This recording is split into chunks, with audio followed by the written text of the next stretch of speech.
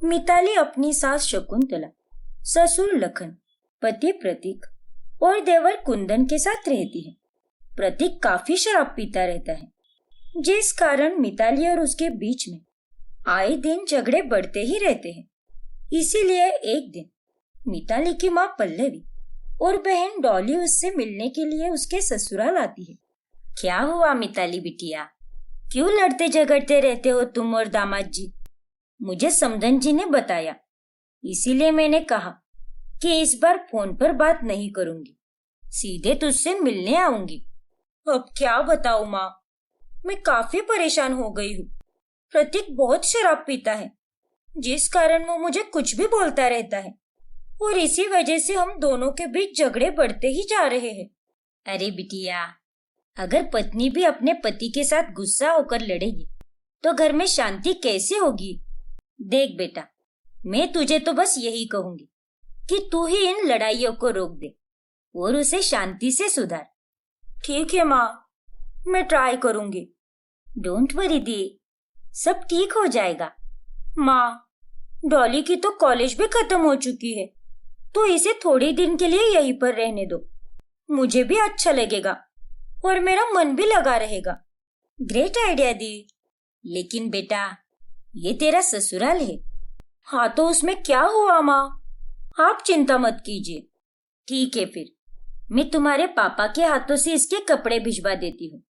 अरे नहीं माँ, इसकी कोई जरूरत नहीं है, मेरे कपड़े इसे आ जाएंगे ना, आप चिंता मत करो इसकी। अब डॉली मिताली के ससुराल में उसके साथ ही रहने लगती है। तभी एक दिन, अरे दी, चलो ना कहीं बाहर घूमने चलते हैं।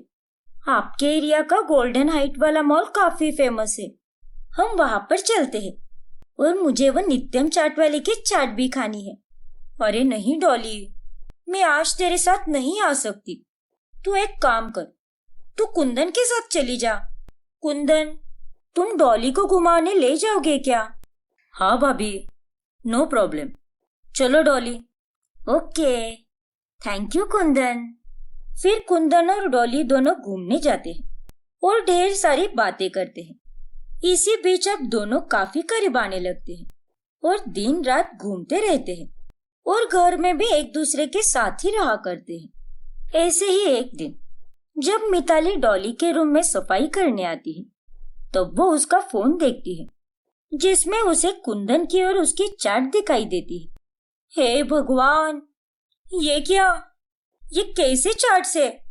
ये कुंदन और डॉली तो नॉर्मल दोस्त नहीं लग रहे, बल्कि गर्लफ्रेंड और बॉयफ्रेंड की तरह बात कर रहे हैं। बाबू सोना, और ये कितने सारे लव स्टिकर्स। मिताली फौरन डॉली को बुलाती है और उसे सुनाने लगती है। तभी डॉली उसे सच बता देती है। हाँ दी, मैं कुंदन से प्यार करने लगी हूँ और वो भी मुझसे बहुत प्यार करता है। ये सारा किस्सा उस दिन से ही शुरू हुआ जब आपने हम दोनों को पहली बार घूमने भेजा था। क्या? अरे नालायक लड़की, तुझे जरा सी भी अक्ल है क्या? अरे तुझे तो पता ही है ना कि इस घर में मेरा कोई ठिकाना नहीं है। मेरे और प्रतीक के बीच में हर 2 दिन में झगड़े होते रहते हैं और तू इस घर से रिश्ता जोड़कर इस घर की बहू बनना चाहती है।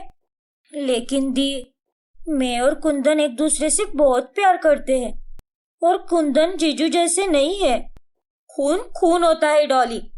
प्रतीक भी पहले शांत था, लेकिन शादी के बाद बदल गया।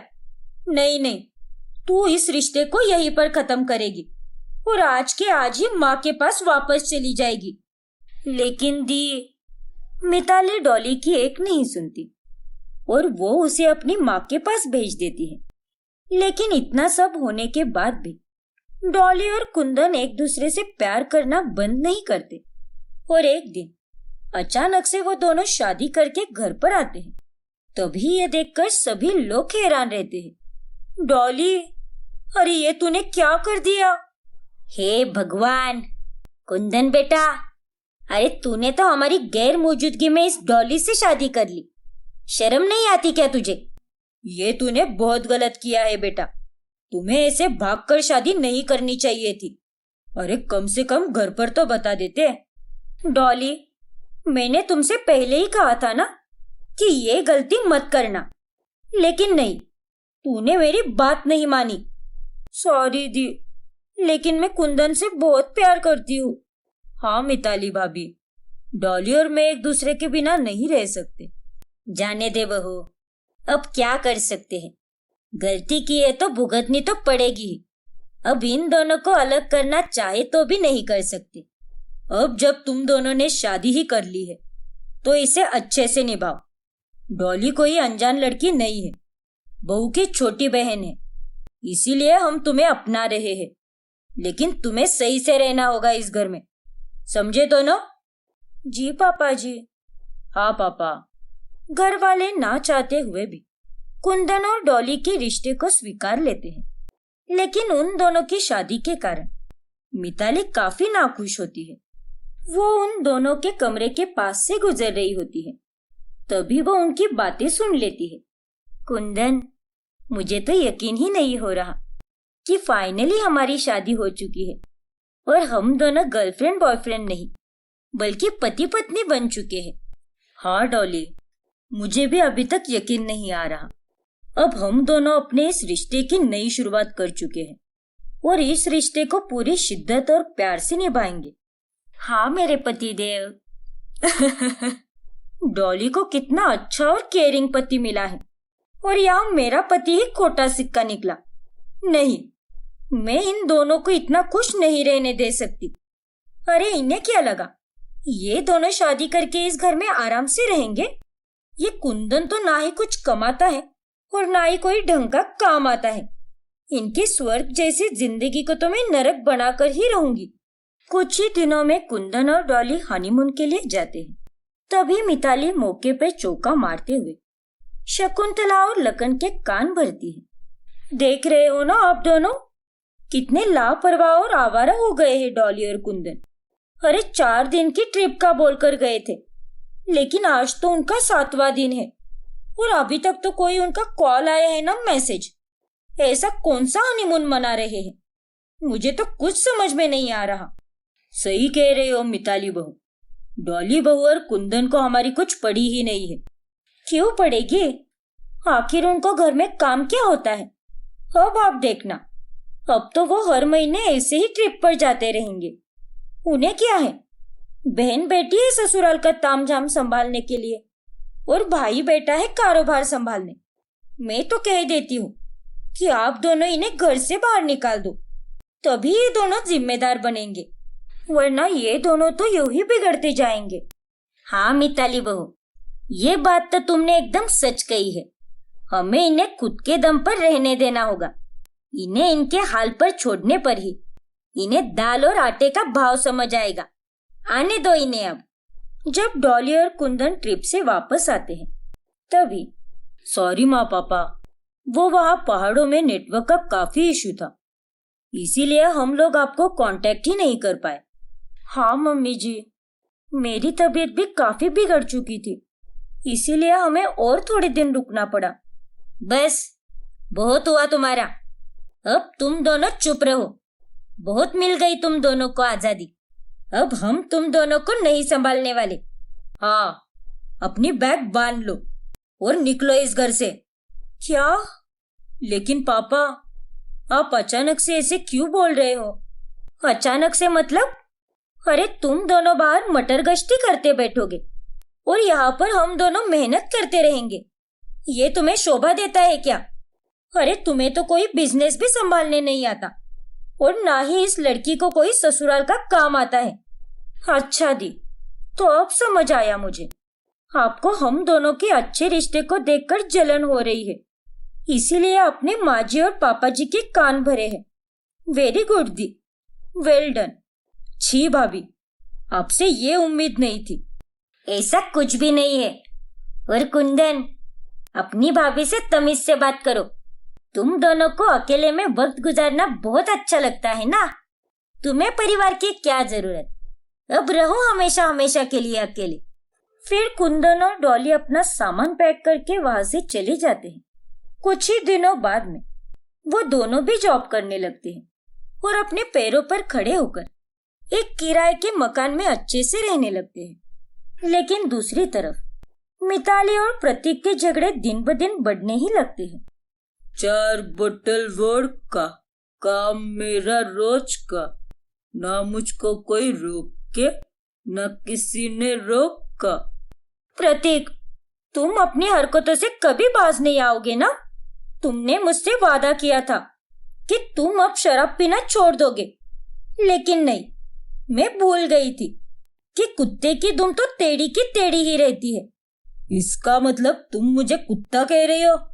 हाँ प्रतीक, तुमने तो अपने आप को किसी कुत्ते की तरह ही बना लिया है और अब मुझे तुम जैसे शराबी आदमी के साथ नहीं रहना है। तंग आ गई हूँ मैं इन झगड़ों से, और कितना सहूंगी मैं। हाँ तो जाओ ना, मुझे भी तुम्हारे साथ नहीं रहना, समझे तुम? बस बहुत हुआ, अब तो मैं तुमसे अलग होकर ही रहूंगी। मिताली गुस्से में घर छोड़कर चली जाती है और कुछ वक्त बाद उनका तलाक भी हो जाता है। तभी मिताली की माँ पल्लवी उससे कहती है, देखा मिताली बेटा, तुमने जो अपनी बहन के साथ किया वही तुम्हारे साथ भी हुआ। अरे उसे घर से बाहर निकालने की जगह अगर तू अपने रिश्ते पर ध्यान देती, उसे एक और चांस देने की कोशिश करती, तो शायद आज का ये दिन नहीं देखना पड़ता। तुझे मैंने पहले से ही बोला था कि तू ही दामाद जी को ठीक कर सकती है, लेकिन नहीं, तूने तो अपनी घर गृहस्थी में कभी ध्यान ही नहीं दिया, बल्कि अपनी ही सगी बहन का घर तोड़ने में लग गई। और आज इसीलिए तूने अपना ससुराल भी खो दिया और साथ ही इतनी अच्छी सगी बहन को भी। हाँ माँ, आपने बिल्कुल सही कहा। मिताली ने जो भी बोया वही उसे अब काटना पड़ता है और अब वो अपने पछतावे के साथ मायके में ही रहती है। यह है निक्की, जो south Korean girl group band black pink की बहुत बड़ी फैन है।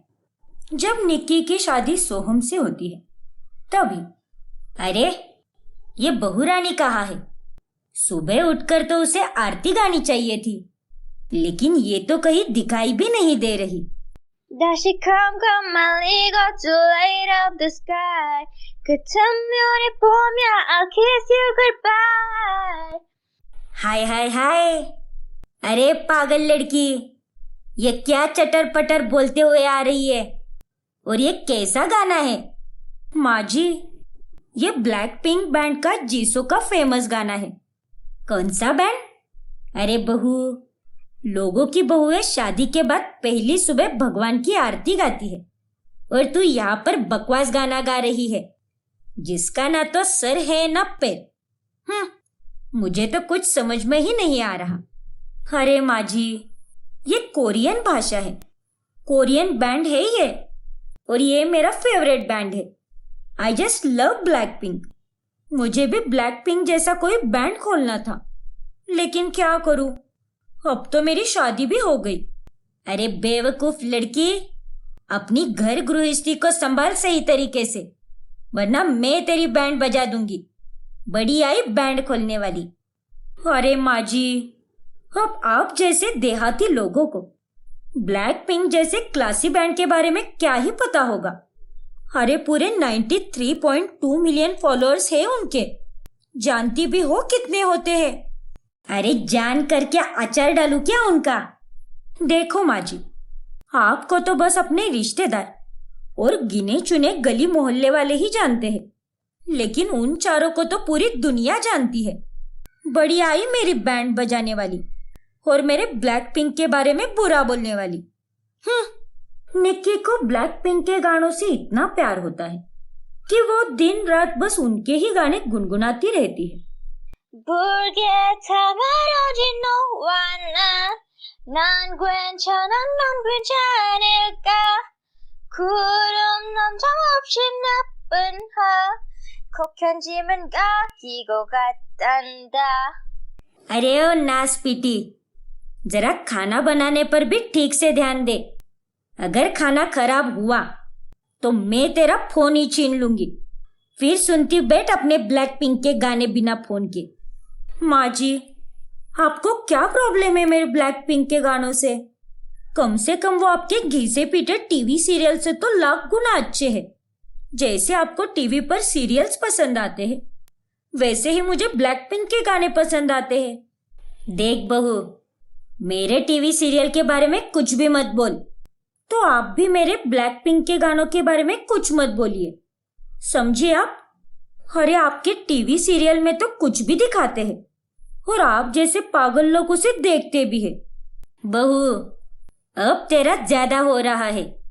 मैं सच में तेरा फोन छीन लूंगी।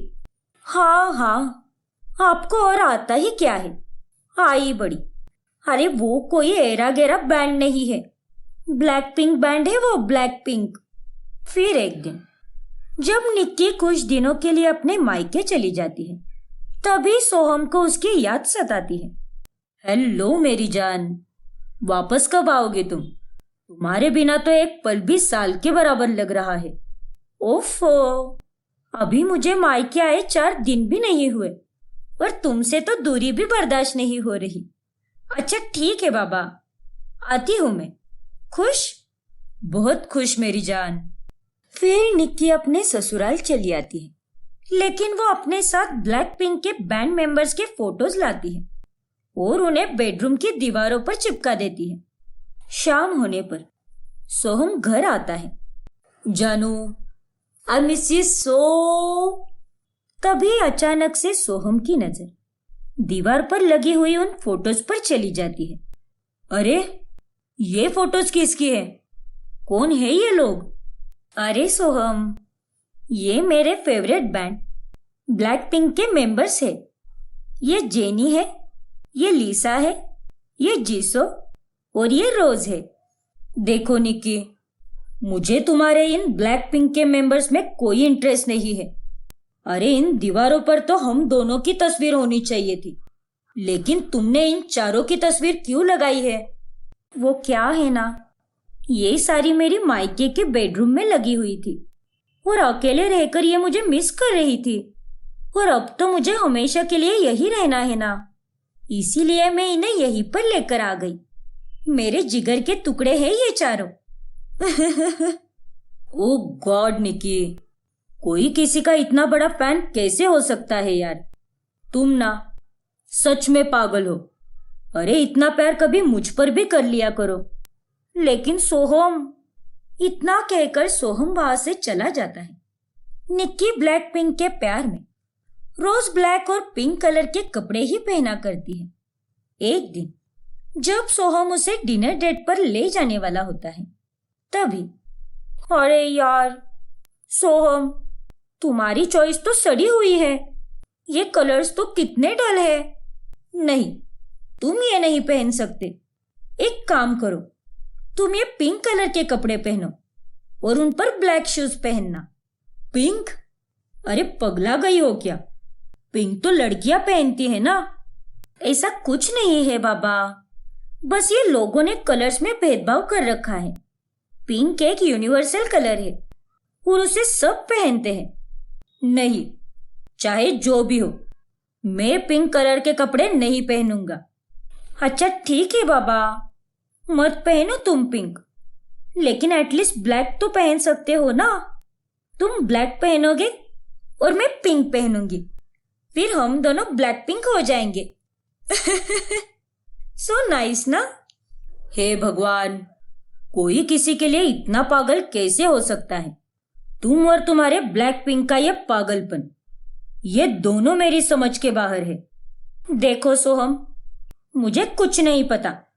अगर तुम ब्लैक कलर के कपड़े नहीं पहनोगे तो मैं तुम्हारे साथ डिनर डेट पर नहीं आऊंगी। फिर तुम अकेले ही खाना खाने चले जाना और मक्खियां मारते बैठना वहां पर। निक्की सोहम से रूठ जाती है, इसीलिए सोहम को ना चाहते हुए भी ब्लैक रंग के कपड़े पहनने ही पड़ते हैं। फिर वो दोनों ब्लैक और पिंक कपड़े पहनकर डिनर डेट पर चले जाते हैं। फिर एक दिन निक्की की सहेली अंजलि उसके घर पर आती है। अंजलि भी ब्लैक पिंक बैंड की बहुत बड़ी फैन होती है। तुझे पता है अंजलि, ब्लैक पिंक का अगले महीने एक गाना आने वाला है। आई एम सो एक्साइटेड यार। हाँ यार, मैंने भी वो वीडियो देखा है। उसमें रोज और जिसो कितने सुंदर लग रहे थे यार। काश मैं उनसे मिल पाती। हाँ ना यार, काश हम भी किसी कोरियन फैमिली में जन्म लेते।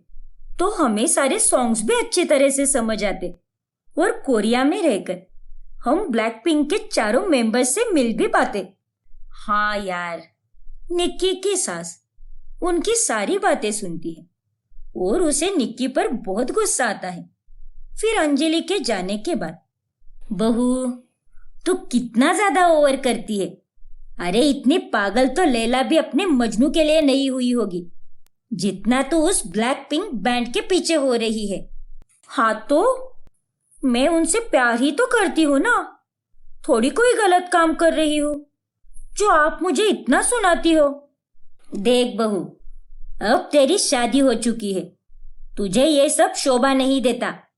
तुझसे मैं ये नहीं कह रही कि उनके गाने मत सुन, लेकिन एक समझदार औरत की तरह बर्ताव कर। अरे तू तो किसी कॉलेज की लड़की की तरह बर्ताव करती है।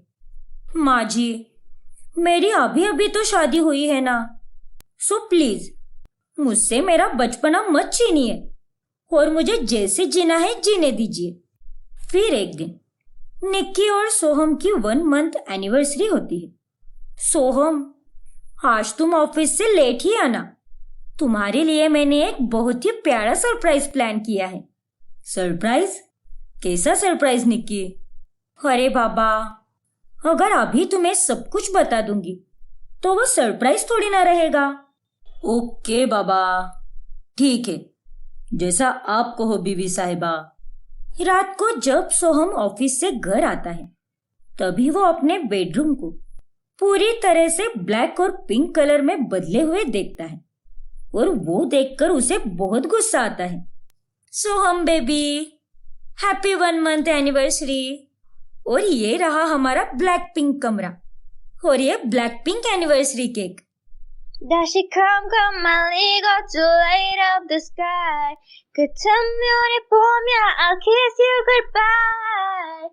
Shake up the old side, gorge on the gut. Yeah, 너의 하나 둘 셋. How you like that? Da da da da da da da. You go like that? Da da da da da da da. How you like that? Para pim para pom pom pom. How you like that? Da da da da da da da. Yeah yeah. बंद करो अपना ये सड़ा हुआ गाना। अरे पक गया हूं मैं हर जगह ब्लैक पिंक देख और सुनकर। और ये क्या हाल बना के रखा है तुमने हमारे कमरे का। अरे क्या हुआ सोहम, आज तो तुम्हारी शादी को पूरा 1 महीना हुआ है और तुम बहू पर क्यों चिल्ला रहे हो? अरे बाप रे, अरे बहू, ये तूने कमरे का क्या हाल कर दिया? ये कमरे का काला और गुलाबी रंग कैसे हो गया? माँ जी, सोहम, ब्लैक पिंक बैंड मुझे बहुत पसंद है, इसीलिए मैंने पूरे कमरे को ब्लैक और पिंक कर दिया। हे राम, बहू तू सच में पागल हो गई है। इसके दिमाग पर असर हो चुका है बेटा, इसे किसी डॉक्टर को दिखाना होगा। निक्की, तुमने ये करने से पहले एक बार भी मुझसे पूछना जरूरी नहीं समझा। नहीं, तुममें जरा सी भी मैच्योरिटी नहीं है निक्की। लेकिन सोहम, मैंने ऐसा कौन सा बड़ा गुनाह कर दिया? तुमने कोई गुनाह नहीं किया है निक्की, लेकिन हर चीज की एक लिमिट होती है और इंसान जब उस लिमिट को क्रॉस कर देता है तब सही नहीं होता। यह सिर्फ तुम्हारा कमरा नहीं है निक्की, यह कमरा मेरा भी है।